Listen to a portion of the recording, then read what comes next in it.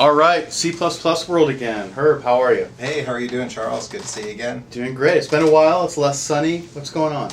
I don't know. I don't know if June's ever really going to start around here. They keep saying it's going to.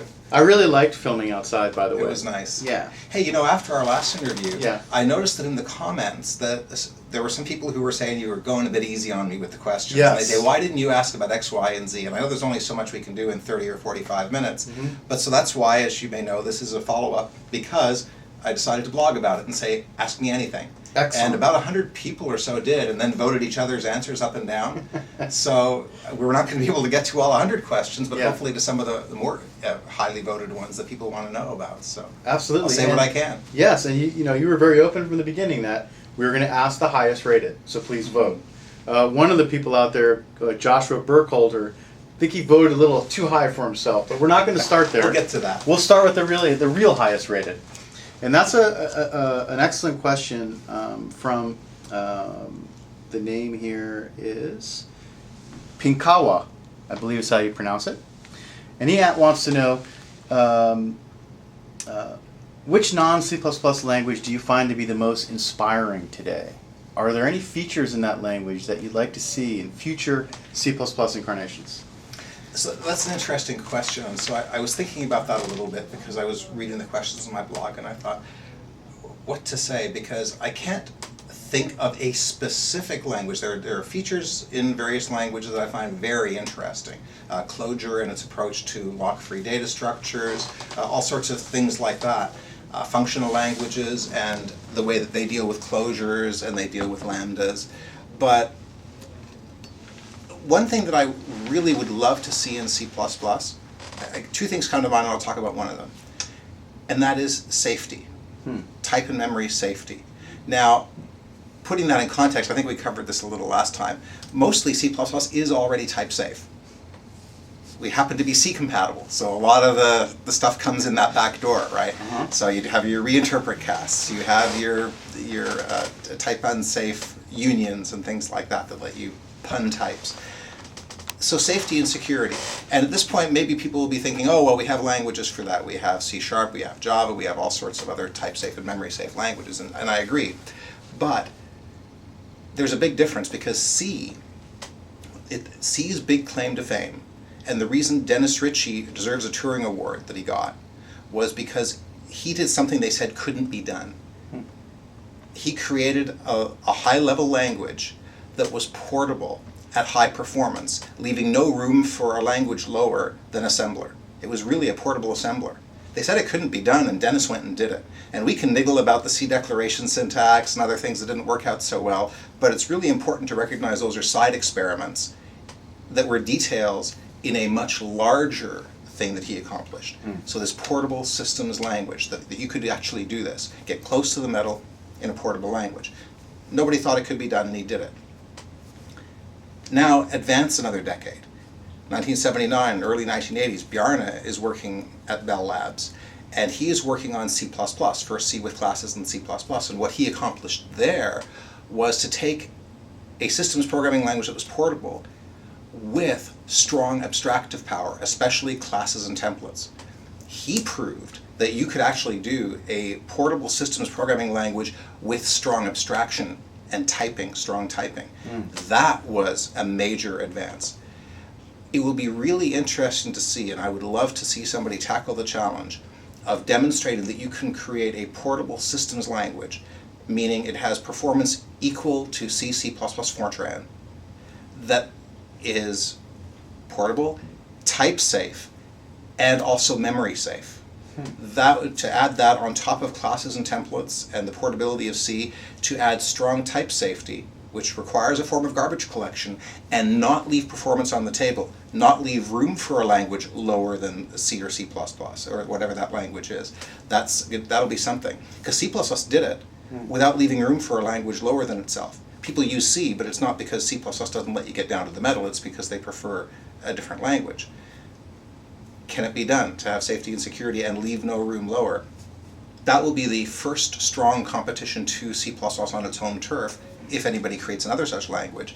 But if C++ evolves there, that will be an interesting thing. Now you can already do that in a subset of C++, but it'll be interesting to see, can you build build this thing that is type and memory safe and systems performance all the way. It'll be an interesting experiment. Absolutely. Now, that actually kind of leads nicely into a question from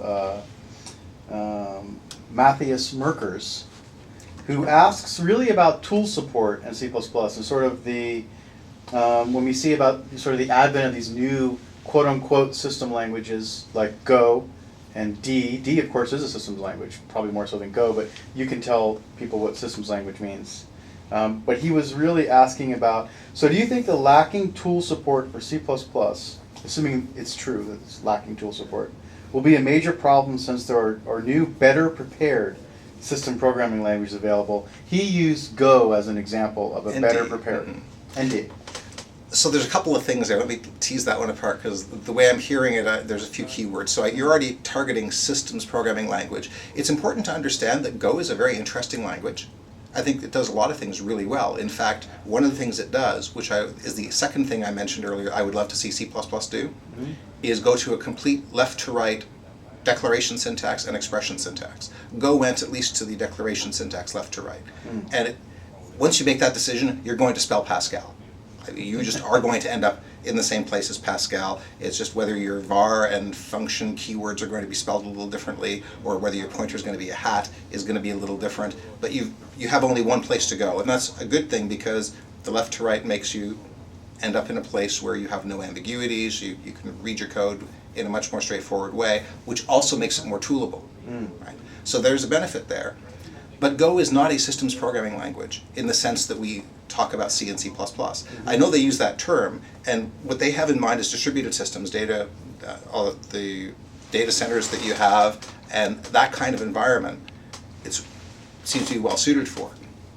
Systems programming language for getting close to the metal, high performance and optimization, that's not its intent, as from what I know about it. D, on the other hand, does have that intent, but they didn't make the simplifying syntax changes that Go did, which would make it more toolable, although it is still a simpler language than C++. So are those more toolable? Yes, only one of them is a systems programming language in the way that we talk about it. But are they toolable? Yes. It does cost more to create C++ tools because the language is more complicated. It does have more exceptions and special cases, and so compilers have to work harder to parse the language, and so do programmers, no question. Having said that, it's a relative thing. C++ has strong tool support today.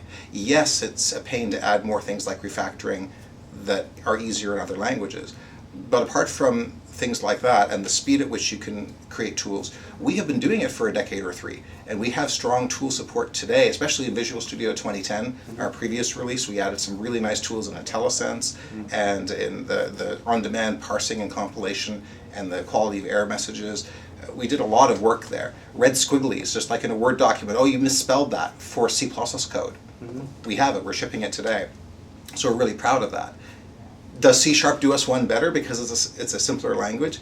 Yeah, it does. That's kind of embarrassing, but it's not an all or nothing thing. So we do have strong tools, we're building even stronger tools, and if we find a way to simplify C++ in a way that makes it more toolable, great. Languages that are simpler do have an advantage there, but also if they're starting from zero, they have some catch up to do before they come to that quality. But definitely velocity is interesting, but it doesn't mean that C++ is a tool-unfriendly language. We have some very strong tools today, and not just from Microsoft. Excellent. So sticking with the sort of broader questions, and then we're going to go deeper and deeper, get more narrow and narrow. The question is by Zenju. I like to call out their names, and they do have identities. What is the strategy to deal with C++ language and standard library design flaws in the long run? So you make a mistake. How do you deal with that? Do you worry? He asks, are you afraid bad design decisions, and he puts it in quotes for a reason, may accumulate over time, thereby making it more and more harder for newbies to learn the language? Yes. Absolutely, yes. If we're not afraid of that, then we should be. Something's wrong. Okay. So let me try to answer that from the point of view of not just Microsoft, but also WG21, the ISO C++ committee, and I'm sure that what I'm going to say is the opinion of many people there. Absolutely, we are concerned about that. Many in committee discussions have been, how can we make the language simpler? How can we additively make the language simpler? Because, for example, if you look at many C++ OX features like auto and decal type, like initializer lists, they add new features to the language. That means if you look at the language as a whole, there's more to learn. But it means you can ignore certain parts. It means your code gets easier to write because you have more convenient ways of expressing your intent. You can write a one-line lambda expression instead of writing a 10-line functor, most of which is boilerplate. You can write auto instead of spelling out a long type. You can do those kinds of things. So certainly sometimes adding features can make things simpler.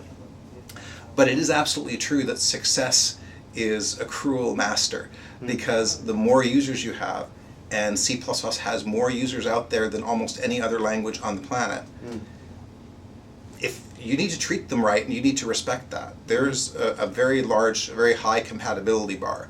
So in the standard, let's say that something was done in C++ that we, 10 years on, wish we'd done differently. We have examples of that.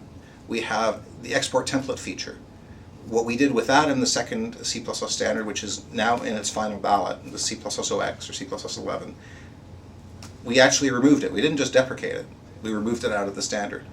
Individual vendors who implemented it, which is basically only Edison Design Group, they can continue to support that for however long for compatibility with their users, but the standard has said, we made a mistake, we're going to take it out. It's not ready to be in the standard, and we removed it wholesale. Another example, which is probably the only other language feature in C++ that, with the benefit of hindsight, wasn't the right design, was exception specifications. It was really nice that you could say throws A, B, C, and say those are the three types of exceptions a function could throw. And it turns out, to make a long story short, that if you go into dynamically checked exception specifications like C++ did, you encounter one set of problems. And then people say, well, you should have done it the Java way and had checked exceptions that are statically checked, and then you just have a different set of problems. And my personal belief is nobody has solved this problem yet in any language. There are problems with both ways. So the advice in the C++ community for exception specifications was don't use them, except maybe the empty one. And that was, I've written that as the question alluded to. I think it was that question or another question asked specifically about exception specifications. So maybe I'm jumping ahead. I just remember from reading it on the blog. That's great. No, it works. What do we do about that? What we did is deprecated them. Didn't remove them, so they're deprecated, which means a conforming implementation must still support that syntax, but we're putting people on notice that they may be removed in a future version of the standard. We replaced them and completely took them out of the standard library and replaced them with a new feature called noExcept, which is a simpler form of exception specification that has a few different features. And let me just segue to that because it's an example both of how do you fix things and of that other question about noExcept. NoExcept is most similar to throw paren, throw nothing. But it's different in a few ways. First of all, you can't say what types it throws. You can just say throws something or throws nothing. So it's a lot simpler that way. You have to do a lot less type checking and cascading checks and that kind of thing in the implementation. But furthermore, it's much easier to implement with high performance because basically there are many ways to implement it. But if you took a look at exception specifications, you mostly had to write for an exception specification. The compiler mostly had to write a try catch ... There are other ways, but that's conceptually what it had to do, which can add some expense on some implementations, including our 32-bit exception specification or exception handling implementation. Instead now, you can implement noExcept, that's widely believed on all compilers when we discussed this in committee, with basically a single bit on the stack frame, if you didn't have it already, that says whether an exception is active, and a single test. If exception is active, then terminate. That is a much simpler model to reason about. It is a much simpler model to implement, and it deals with most of the problems of exception specifications. So there you got two for one because they were related questions. Absolutely. But what do we do? Well, we have backed out two features, notably export and exception specifications. There are a couple more, like we deprecated auto pointer and replaced it with a superior set of smart pointers that cover the same space and more, instead of having one pointer type that tries to be all singing, all dancing, and do too many jobs. So there have been a few changes like that, but the good news is, by and large, we haven't had to change most things. The fact that I can even list the things that we corrected, mostly on one hand, in terms of what features didn't pan out and had to be replaced, tells you something about the quality of standard C++. So we're mostly happy about it. But yes, compatibility is a constraint. We don't want to break people. When we do it in a backward compatible way with a migration path, and providing either getting rid of features nobody was using or providing better alternatives for features that we now understand better 10 years on. Excellent, excellent answer, man. So now we're going to move on to Corey. Corey was the person who started asking, I think, among the first set of questions. And they're really good questions, all of them highly rated.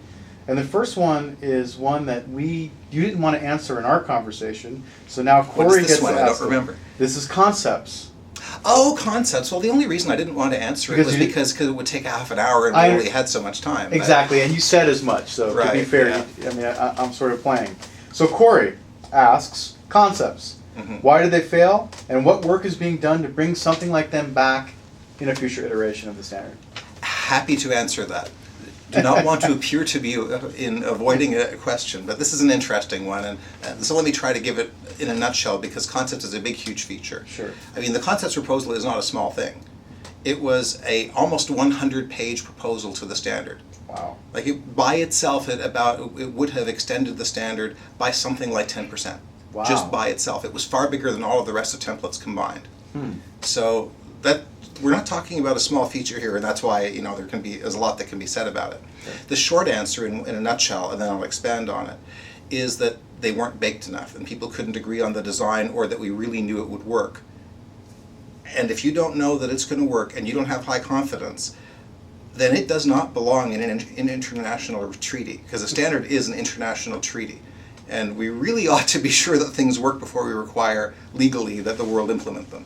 So we were very optimistic about concepts, because it's a feature which, if you haven't seen it before, basically says, as Bjarne would put it, it lets you express a type system for templates. Or another way, I write a template that takes template parameters T and U, and I get to say, oh, by the way, T must be able to do the following things, and U must be able to do these other things. T must sing, and U must dance, and then I can separately type check that against all uses. I can separately, when I compile the template itself, without even knowing any particular instantiation, I know whether I wrote the template correctly. So there's a lot to be said for it, and there's a benefit.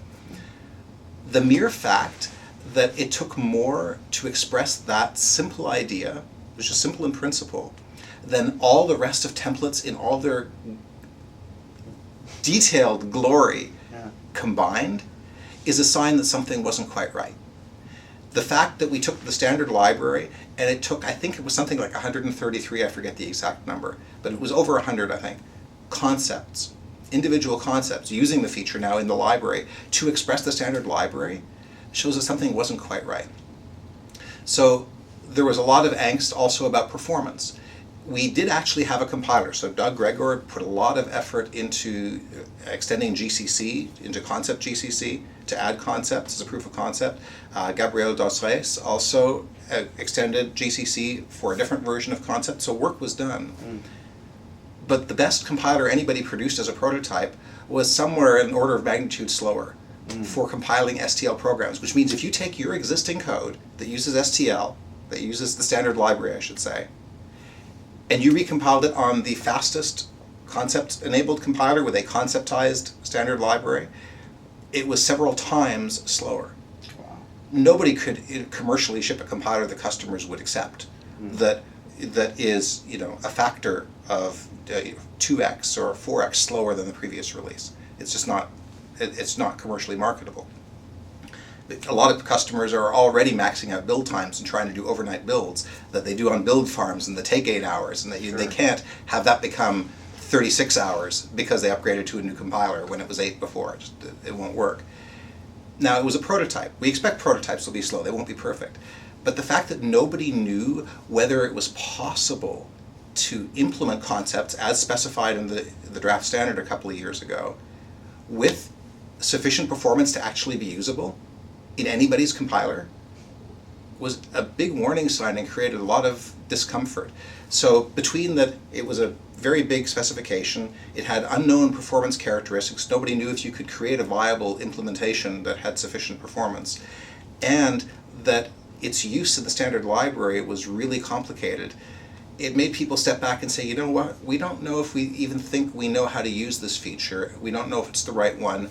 Let's take it back out. It's still alive. People are still doing work. In fact, I can confirm that Bjarne Strustrup just sent me a draft about a week ago of a paper that he and a colleague are writing about concepts and bringing it forward. Interest has not gone away, but it needs more bake time before it deserves to be in an international standard, an international treaty. Because you want to make sure it works and that you know how to use it before you say that this is something ready for the world, ready for prime time. Mm-hmm. So those are the main issues that were involved, and it's still something that's very important, but we need to make sure we know how to do it right, and people are still working on it, so I look forward to seeing what they come up with. Excellent. So continuing on with Corey, his next question is about verbose lambdas.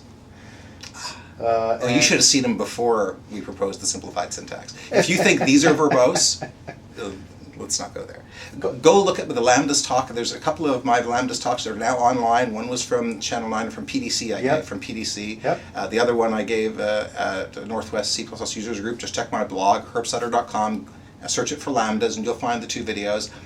And part of the slides is see how bad it was before. So if you think it's ugly now, well, we saved you a little bit. But it could be better, I agree. Okay, so the lambdas we have right now are very nice, but verbose compared to C sharps. So this is going to be a comparison thing. Polymorphic lambdas could have helped solve this. Yes. Again, why did they fail, and what work is being done to bring something like them back? This is his question. So what happened to polymorphic lambdas in your committee meetings? So the short version is that polymorphic lambdas are a great idea. We will probably do them in a future language, but if we made lambda functions polymorphic, for consistency we ought to make all functions polymorphic.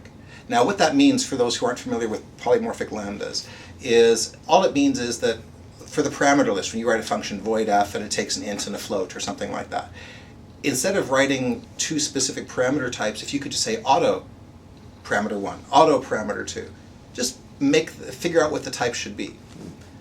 We can do that in C++ by making it a template. And we make a template, type name T, type name U, and the parameters are T and U as their types. Bjarne actually proposed, and it almost got standardized, that we allow auto as parameter types, so that basically you could get a nicer syntax for writing templates. They would be implicit templates. If we did that for lambda functions, it would simply mean the function call operator, every time you invoke it, is implicitly a template. It's absolutely technically feasible. We know how to do it. And the only reason we didn't do it in the standard is, there may have been other reasons in discussion. I wasn't in every discussion, but the ones I remember specifically were gulp. We really want to be consistent. If we do it for lambda functions, why don't we do it for all functions? And that part of the auto decal type proposal had been already cut a year or two earlier and not accepted because people were scared of allowing auto parameter types. Ooh, implicit templates, will people know what they're getting? And people were kind of antsy about that, so they rejected that already. Then when lambdas came along, it was more tempting to do. I think if we'd had lambdas already, it might have succeeded because it's more tempting to do that for lambda functions because you only get to write them once. But because we already had said no to these and it was deemed too late in the process, we said, okay, we'll do monomorphic now, and if we allow auto as parameter types, we'll allow them in lambdas and in non-lambdas, and that'll be a very nice marquee feature for C++ post-OX. But that's the reason it didn't get it in. Now, it's true, if you allow polymorphic lambdas, lambdas become even shorter, especially the parameter list. They're already pretty usable today. They're already on par, I argue, with C# today, except you have to type the parameter type names. And you get all the usability today, so I think it's still pretty good. But polymorphic lambdas will make it better in the future. Awesome. So now let's, of course, Jalf asked the same question, so you just got two of the same questions answered. Okay. Jalf asked, also high rated, so this is apparently was important. So just to call Jalf out, he did ask about polymorphic lambdas. Why didn't we get them? You just answered them, so Corey and Jalf are happy amongst all the people who voted for it. How about, just quickly, when you were talking about no accept, that was actually Ben Craig, and he was talking about a controversy over no accept, specifically on destructors. Your book describes your reasoning on why destructors should never throw. Okay. And Ben wants to know, what does the opposition consider to be a valid use of throwing in destructors? Well, it's always good in a debate to be able to take either side. So my side is destructor should never throw. Just don't do it. And it's been widespread and commonly accepted practice for some time. Nevertheless, C++ allows you to do it. So what if you have a destructor that does throw? The proposal that was made was to say we have this feature called no except. This is one of our big opportunities to make a change in the language. Should we make the default, not on all destructors, but just the default on destructors be I don't throw? That's, I think most people would agree that's a safe default. That's the way things should be written. Because if you have a type whose destructor throws, what are you going to do with the object that the destructor throws? You can't try again. Yeah. The whole point of a function throwing an exception means I couldn't do what I was supposed to do. Now, granted, destructors can fail some of their sub-operations, but they can't fail to destroy the object. After it runs, even if it throws, you can't touch the object. It's in an indeterminate state, it's just random bits. There's no way you can try again. So given that, the correct design pattern, whether or not destructors are no except by default, the right thing to do is if a destructor or if the shutdown of an object could fail or some part could fail and you want users to be able to test that, always have a separate close function and the destructor calls close if it hasn't been closed already. You can call it something else besides close, but that's the idea. That way, anybody who just says I'm done using the object, it closes and the destructor calls close, but then swallows any exceptions and does not throw.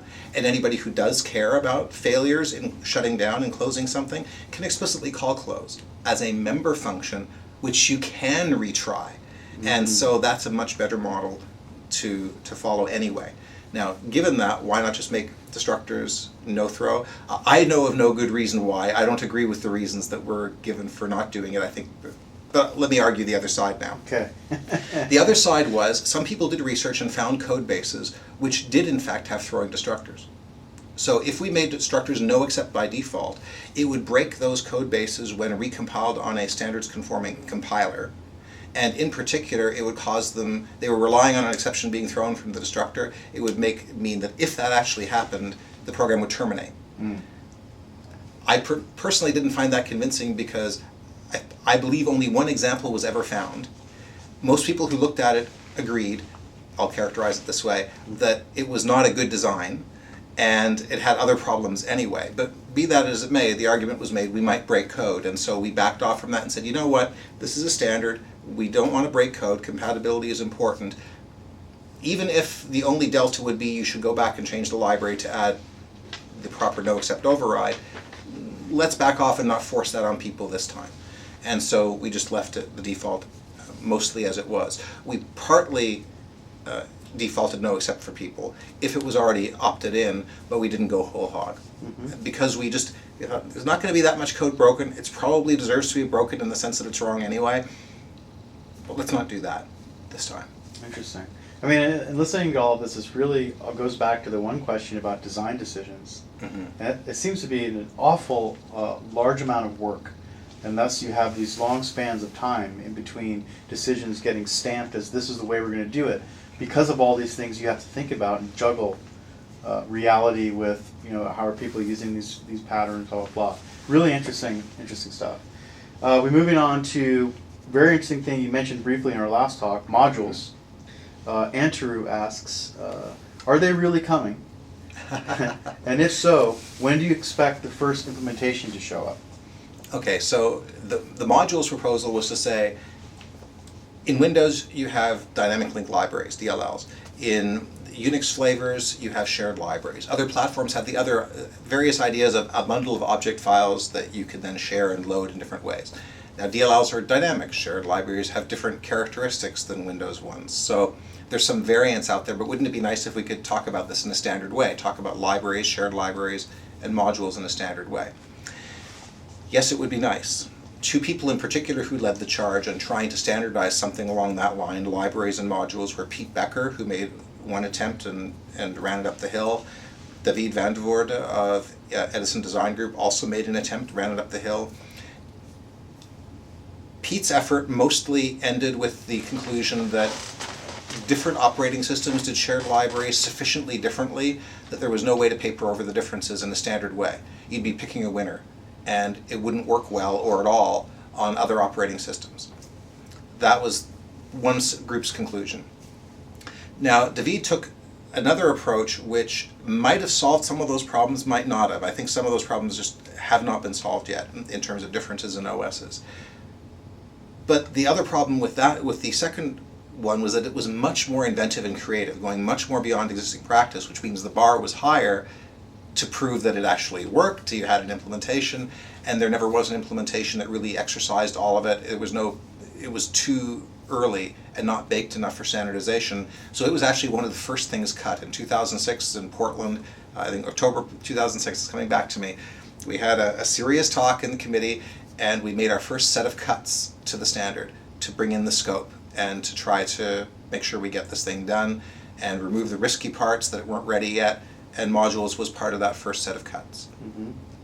And but people are still working on it, so the question was, will we ever get them? Yeah. I hope people continue working on it. So I don't know David's plans or Pete's plans or anyone else, but it's still an interesting problem that anyone is welcome to come to the committee and show a proposal, especially with a proof of concept implementation that shows that it can be done, that can give us portable modules. Excellent. So OS, continuing on the modules theme, he basically asked the same question we already answered, which was, could you briefly discuss module support to make into C++ OX, which you just did. Okay. His second question is, how can this work with templated code that has a lot of functionality in headers? Yes. So modules can't really work well with headers. Okay. As soon as you start talking modules or libraries, putting templates in a library that are not header, you're talking export template or some close cousin. And that was the big feature that failed in the original standard that we completely yanked and is not even deprecated, is removed from the standard. Nobody knows how to solve that problem yet. Okay. Not in a viable way, in a commercially viable way that people can use, that real compilers that with real constraints can implement. Okay. Continuing on with sort of the standardization stuff, David asks, why the long time in C++ standardization work? Will the next standard take as long as from getting from 98 to where we are today? Mm-hmm. Will MS or the C++ committee be working on getting newer developers to take a look and learn C++ along with managed languages? I don't know how that's related to that, so let's just step back and stick with this first question. Why so long? Why so long? So first of all, yes, it took a long time. The good news is that the number of people who are asking that shows just how alive the C++ community still is. It is not a dead language, and there's a lot of interest in expanding it and maintaining it, and you want to be agile. So why did it take so long? 1998 to 2011 is 13 years. That's ages in software time. Now, in fairness, so will this next standard take as long? Doesn't need to. I don't know what it will actually take. It depends on what the goals are of the C++ community and the C++ committee and what we want to do. But let's just look back. One reason it took so long, two major reasons. The first is for 5 years, from 1998 through 2003, we deliberately decided not to add any new features to the C++ standard. We did start work already during that time overlapping on the TR1, the Library Extensions Report, which was published I think in 2005 or 2006, a performance technical report, and a few other pieces of work. But we decided to have a moratorium on language extensions because in 1998, when the C++ standard shipped, it was way out ahead of implementations. No compiler implemented all of the C++ standard, including export, until EDG did it around 2003 or 2004, if I remember right, something like that. And so it was decided we better take some time and let implementations catch up and stabilize and not have the goalposts always moving. Now, having said that, okay, 2003, 2002 come along, we decide to do new work. Why did it take so long there?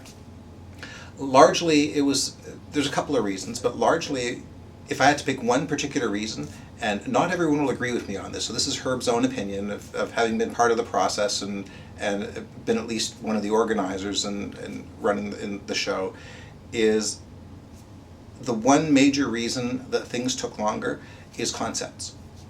We ended up not shipping them, and we poured countless committee hours, countless at-home hours of people working on it, of having separate meetings in addition to our regular 3 meetings a year, having telecons, papers, in trying to make this work and doing proof of concept implementations. If you can't manage it like a project, because the standards committee is not a project team, but if we hadn't done that and just saved all that time, there was probably 2 elapsed years worth right there. Wow. I mean, it was a major part of the effort into C++OX, and when it failed, we had nothing to show for it, but we still learned a lot, and we may do it in the future. So it's not completely wasted, but it did push it out. Now, part of it was because who knew when the next standard would be? Everybody tried to get their feature into this one, right? And that's how you get scope creep. In any project, it's like, if I don't know when V next is going to be, I'm going to try to get everything into V this one. And so a lot of that dynamic happened too. So one of the things we're going to talk about post C++OX is, do we want to have a regular release cycle, maybe every 3 or 4 years? Because then if people know there will be another ship train, then there will be a lot less pressure to load everything into one, which just expands it and everything takes longer. We may decide that it's time for another cooling off period, because today, as I sit here, there is not a compiler I know of that implements the entire C++OX standard, which is just as well because we just changed it a couple of months ago, again at our last meeting, so nobody can. I mean, it's currently just beginning its final international ballot, not even going to be published until later this year, so a cooling off period could be appropriate. These are the discussions we're going to have over the next few meetings. So in August in Bloomington, Illinois, we're going to have a discussion about that, as well as probably in Kona, which is the following meeting, in March of next year. And so first we need to structure, okay, what comes next? What do we want to have another revision? Do we want to start adding more language features? Should we do another library technical report, which was very successful? Yeah. And so those are the kinds of things that we'll look at.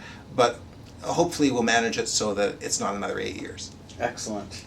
And you did mention in our talk last time that you were interested in the idea of sort of technical releases at a more quicker pace. Yeah. To quickly get, is this a bad design decision? How would it work in the real world? Analyze the data, move along. The C++ committee is very inventive. If you look at different ISO committees, different groups of people, they have different personalities. The group as a whole has a personality. Some, like the C committee or Fortran, tend to be much more restrained to implement just existing practice. Even there, C99 was kind of off in the weeds and pretty inventive with the floating point guys and the numerical work, where this sort of a subgroup with a special interest sort of took things over for a while and ran in one direction. But in general, it's a very disciplined, restrained committee. In C++, we like to invent stuff, because we have inventors on the committee who like to try new things, and so it becomes a forum for invention. And both models have worked. They each have their pros and cons. But because we tend to be a more inventive committee, one of the things I'm suggesting that we think about as a group is whether technical reports aren't the right way to go. Maybe the next thing we should do, if we're going to do another round of language extensions, which we still have to decide, perhaps the right vehicle for that in ISO is a technical report, which is not normative, but people still implement, just like they did the first technical report on library extensions. But it doesn't cast things in stone. You have much more freedom to change things. When we took things from the library TR into the standard, we could change our signatures, we could correct things much more easily without breaking people, because the technical report had things in a separate namespace, so the versioning was much easier. You have much more flexibility in terms of what you actually adopt into the standard. So because we're more inventive, that may be the most appropriate vehicle within the ISO standards process to do that kind of experimentation with a lot less risk for the committee and for customers and for people outside using C++. So let's move on to a question that's, more about how C++ is coded inside of Microsoft. And this is from Atle Iverson, and he asks, I'm not sure how much you're allowed to tell us, so at least he knows that we're on a Microsoft website. But I would love to hear some details about Microsoft Windows / or MS Office in terms of how much C versus C++, which parts of C++ do they use. Google, he says, has released an official C++ coding standard. Do we have something similar inside of MS across big, giant customers of yours, Windows and Office? So basically, that's what he's asking. So there's a grab bag of questions. Yeah. There. So let's sort of try to take them one at a time. You keep me honest and tell me you've got the. I have them right here. The list there, so you can remind me if I've missed anything. Okay. The first thing is which are C and C++, are they used a lot inside Microsoft? Yes. And in particular, even with Windows, it's probably fair to say that there's more C++ usage rather than just C with classes or C than I've seen in years past. So I think it's probably okay if I say that it's increasing. Now, there's also .NET usage, because if you look at a lot of the Office stuff in previous releases, I haven't looked lately, but for instance for the previous current release that's now out there of Office, a lot of the back-end stuff, the server-side stuff, is .NET oriented. And so there's a mix, but we're definitely seeing a lot of new C++ code being written. It's not just legacy maintenance. There's a lot of new C++ code that's being written right here in Microsoft, including right here on our team and our compiler team. And so we're going to be able to talk about that more as we start to be able to show what's in upcoming releases. What's one of the next ones? I didn't cover it all. No, that was a good one. He's also curious about, is there a coding standard right. inside of the company for C and C++? So Andrei Alexandrescu and I wrote C++ coding standards. That's the closest thing I know of in the community to a coding standards book. But it's not really, it's overlapping with what he's asking for. He's actually asking, I think, for a coding standard for, if I'm a Windows programmer or using Visual C++, what is the Microsoft recommended way, including not just standard C++, but all the Microsoft extensions like COM and Win32, that kind of thing, of how to write a C++ application. That's on my to-do list. My boss keeps telling me I need to write that, or make sure it gets written. So sometime between now and, I don't know, if we're having this discussion a year from now and that still doesn't exist, then you can imagine I got some demerits somewhere. So no. Input on that will be interesting, because you want to, I think it is important that we have a document like that where we set in the stake of the ground. We're not saying, hey, the whole industry should do what Microsoft does, but if you're a developer on Microsoft platforms and Microsoft tools, and you want to do C++, not C, here is the recommended way, the recommended libraries, the recommended practices, everything from as detailed as smart pointers to as large as how are you supposed to write modules that interact with each other, DLLs, in an ABI-safe way. So that's something on my to-do list that I'm supposed to be pulling together. So yes, we need that. And so thanks for reaffirming the need for that, because it reminds me of something I've got to go do. Excellent. So now a couple Boost-related questions, because I think that's a great community. Love Boost. So Corey asks, he says something like Boost file system is desperately needed, and I'm assuming he's talking about in our STL, right? Which doesn't exist. Is that what he's talking about, or let me just ask a question for him? Well, so just read his question. So here's his question. File system dash, something like Boost file system is desperately needed. So I was trying to draw, like, yes, what exactly I agree. Okay. It's desperately needed. Sure. In fact, when we were talking about let's talk standard. Post C++ OX, the only thing that we have, as a committee, have been thinking for sure is we would like some more library extensions. Maybe that's another library TR like we did. Maybe it's more than that if there's language too, but at least we'd like some more library extensions. For a while we had a library TR2 bucket open, but then we decided to just merge that in with C++ OX, or to actually defer that until after C++ OX. The only thing that got voted into that bucket so far is file system, Boost file system. Now I think it was an earlier version of file system, because it's gone through 1, 2, 3 releases now that are a bit different. So it probably needs to be updated for a file system v3 or whatever the current one is at the time that we get to it. But it's on the top of the library working group's list of things to be added post C++ OX. Now in terms of in our product, in fact, let me do a grab bag of questions, because there were a grab bag of questions about what's coming in our product next. Yes. What are we going to be doing in Visual C++? 2012 in terms of standards conformance, in terms of concurrency and parallelism. There were a lot of questions in that area. And if you want to, I'm not going to make any product announcements here in this Channel 9 interview, sorry Charles, but definitely we just announced this week, we're just taping this after the event that was announcing the Build conference, Build/Windows conference that we're having in September. I think it's the 13th to 16th, something like that. Exactly. So some people have been asking, is there going to be C++ content there? Because that conference sort of replaces PDC, I think is the idea. And PDC generally turned into a pretty managed languages conferences where C++ developers would come and kind of feel, is there much for me here? And there always was, but it really was not the mainstream. So definitely if you're interested in C++ technologies, come to Build, because we'll be talking a lot about C++. As well as managed stuff, and we'll be talking about C++ OX and what's in the next compiler. So come to Build, and you shall be satisfied. And I just want to make one quick correction because I don't want to edit, and that is Build is, at least this year, a replacement for this year's PDC, but in general, it is a new conference that is focusing specifically on Windows development. That's my understanding, and right. the whole decisions about what kinds of conferences are where is above my pay grade. But my understanding is, at least for this year, this is replacing PDC. Right on. And so it'll be an interesting conference with lots of cool stuff, including in C++. Perfect. Now, Corey also asked about threading. One of his very terse questions. You know, this guy's probably a C developer or something. You know, I noticed a lot of questions are from Corey, but if people voted them up, then people They agree. certainly did. So his top 4 questions, like the earlier ones, were voted very high. So the final one from Corey, and this is what I'm going to throw at you. Threading. Thread pools, fine-grained task model, thread-safe containers.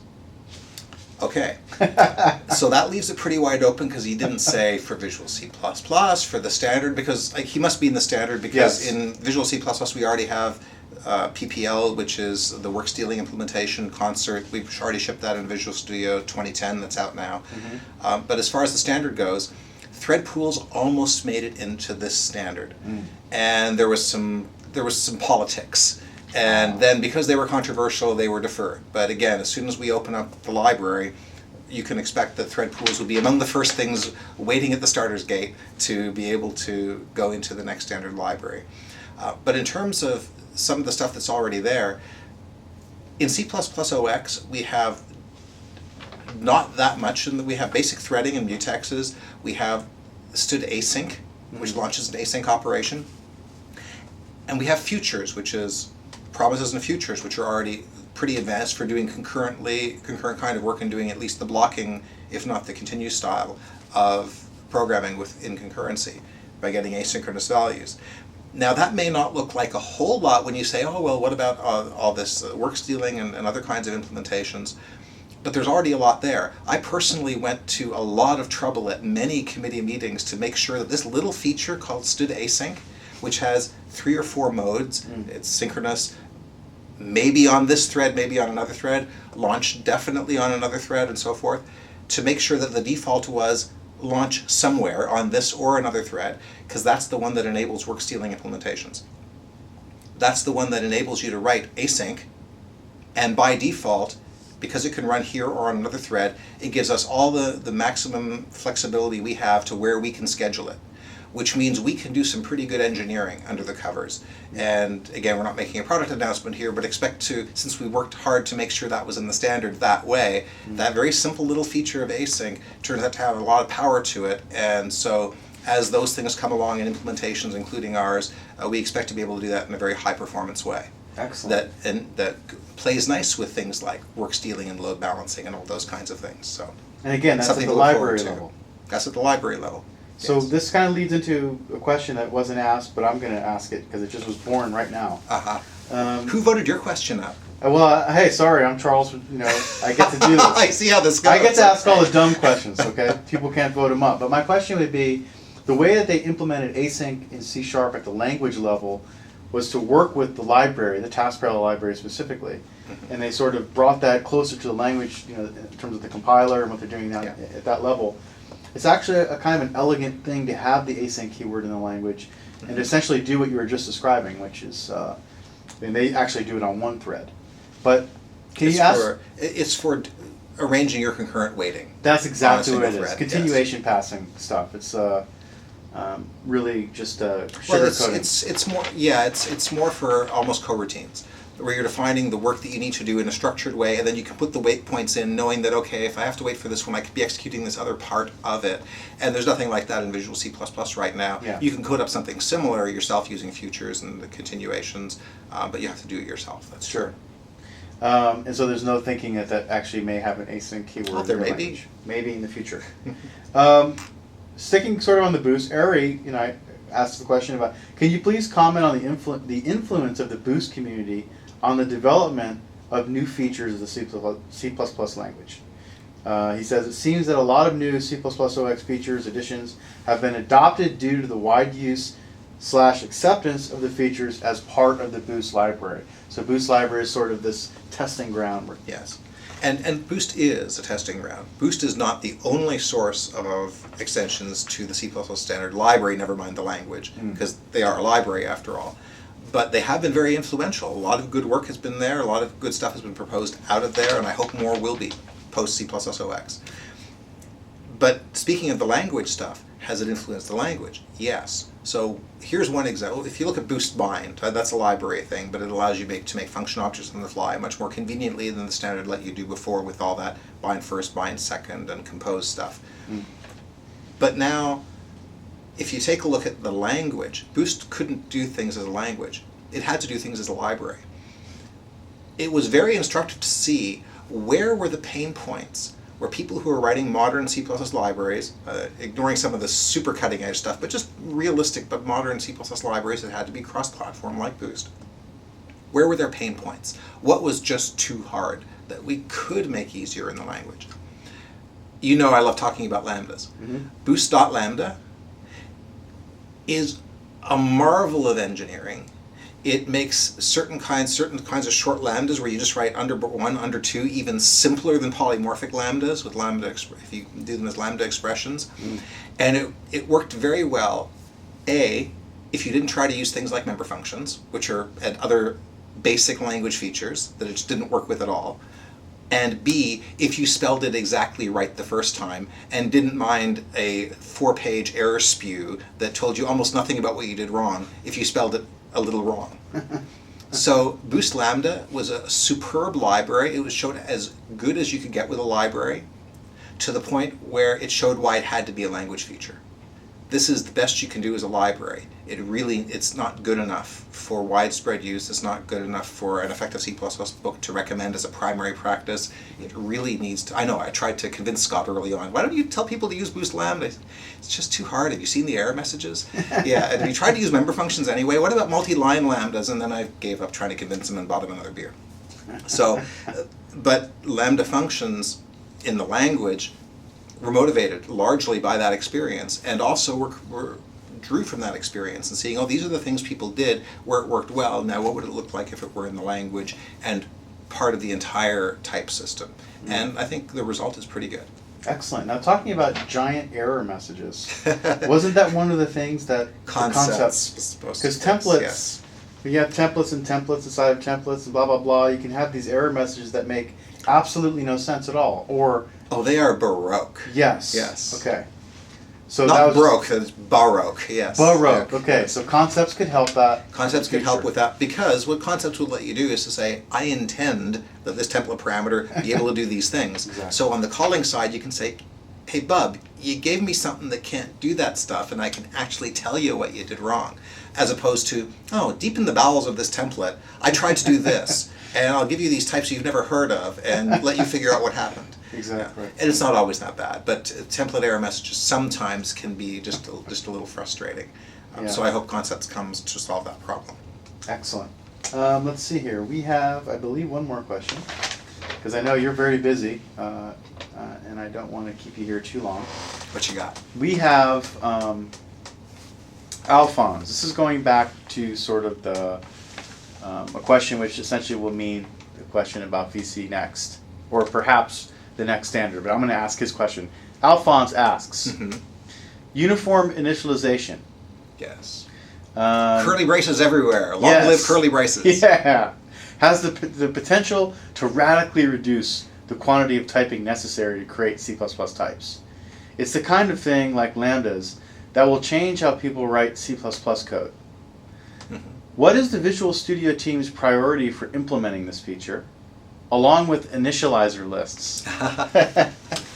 So we're definitely aware of C++ OX stuff. So as I mentioned before, the main answer is, hey, we're working hard, we're aware of this stuff, and we're working on it in committee, and we'll make product announcements later in the year. By the way, there'll be a lot of C++ content at Build, so I'm sure that many things may be talked about there, including some of our C++ OX work and plans.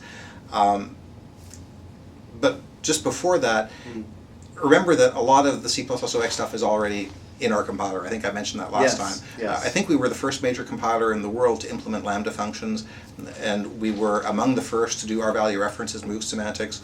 So I offer that not as, oh, we're already doing everything we're going to. No, we know there's more to do. But look, Microsoft is taking this seriously. Other companies are taking this seriously, and this standard matters. And it is going to get implemented. And I look forward to the day when, as convener of the committee, I can point to a complete implementation somewhere. I don't think it's too far away. Excellent. But right now the standard is, the ink is still wet, it's still in its final ballot, and it'll be a few months, maybe a few years before major implementations have all caught up. But I think it's much better than it was back in 1998 when we shipped the first standard. The gap is much smaller, and implementations will catch up a lot faster, and to get complete implementations across the industry than with the previous standards. So I'm very hopeful we'll see that in a fairly short amount of time. Excellent. Now this is the last question. I think it's a great last question. Uh-huh. So let's remove the Microsoft hat and the Visual Studio hat and stuff like that, which of course is hard to do since we're in your office at work. But Petke asked, and this was a very high rated one, and it's sort of related to a different one, but it's a simple question. What is on the top of your mind, Herb, in terms of your post C++ 11 wish list? What is your wish list for the next version of C++ beyond where we are today? And I think that's what he's asking. What is on the top of your post C++ OS wish list? It would be really nice if concepts worked. It would be really nice if we had modules, but there's a short list of high order features that might be nice to have. But nothing in particular. As I sit here, I might think of a better thing and then put it in the comment on the C9 video. Mm-hmm. But nothing strikes me as must-have for C++ next. The one answer I could give is probably going to be unsatisfying to him because it won't look like C++ anymore. Mm. But imagine, if you will, that C++ were exactly as it is today, exactly the same feature set, exactly the same flexibility and power and performance. And the only thing that was changed was the declaration syntax. It was simply C++ respelled, no other difference. So the declaration and expression syntax, if they were completely left to right, it would look like Pascal. It would be very quick to parse. A lot of the ambiguities in effective C++ would go away. A lot of the gotchas books you could just rip out a quarter of just by doing that. But would people, it's isomorphic to C++. You could write a converter that go back and forth to this other language, C++ prime. Mm. But it's a big source level breaking change. And it'll look so different that I don't know if it would be acceptable to a large, wide audience of people in the community. But it would be interesting if someday we could get to even just syntactically simpler a language, because it can be done. We know it can be done with the full power and performance of C++. The question is the code breakage.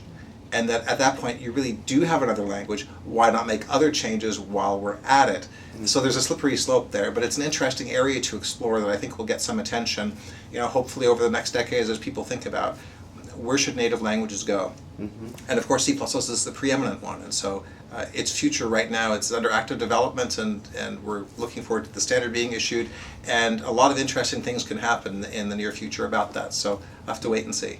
Excellent. Hey, thank you for taking the time to do this. No problem. Thank you. Taking questions from Thanks for all the questions, by the way. Sorry we couldn't get to 100 of them. Hey, they were all excellent questions. Thank you. We'll come back and see you again. Okay. See you next time. Cheers.